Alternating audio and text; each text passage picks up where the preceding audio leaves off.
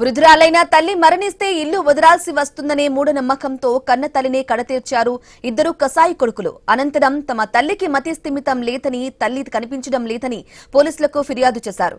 రంగంలోకి దిగిన పోలీసులు వ్యవసాయ బావిలో మృతదేహం గుర్తించి కన్న కొడుకులే హత్య చేశారని నిర్ధారించి కటకాడల వెనక్కి పంపిన ఘటన కరీంనగర్ జిల్లాలో చోటు చేసుకుంది.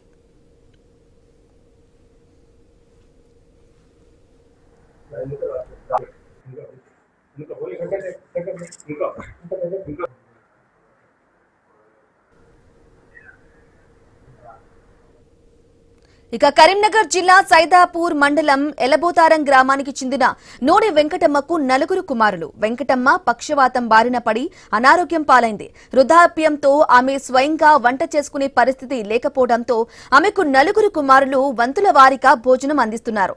ఇదే క్రమంలో వృద్ధాప్యంలో ఉన్న తల్లి ఎవరి ఇంట్లో చనిపోతే ఇల్లు వదలాల్సి వస్తుందని భావించి గత 4 నెలల క్రితం ఇంటి సమీపంలో ఉన్న వ్యవసాయ బావిలో పడవేసి హత్య చేశారు.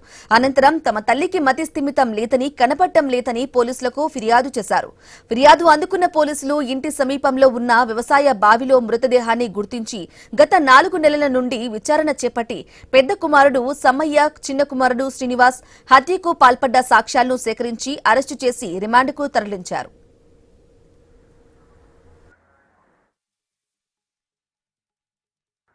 ఇంటికి 300 మీటర్లకు పైగా దూరంలో ఉన్న ఒక వ్యవసాయ బావిలో పడి ఏ విధంగా ఆత్మహత్య చేసుకుంటుందని చెప్పేసి అనుమానాలు ఉండను. దీనికోసమే మేము విచారణ చేసినాము.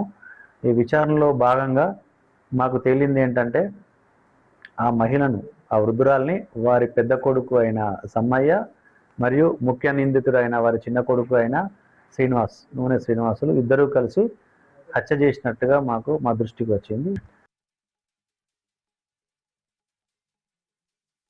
ఇంటికి 300 మీటర్లకు పైగా దూరంలో ఉన్న ఒక వ్యవసాయ బావిలో పడి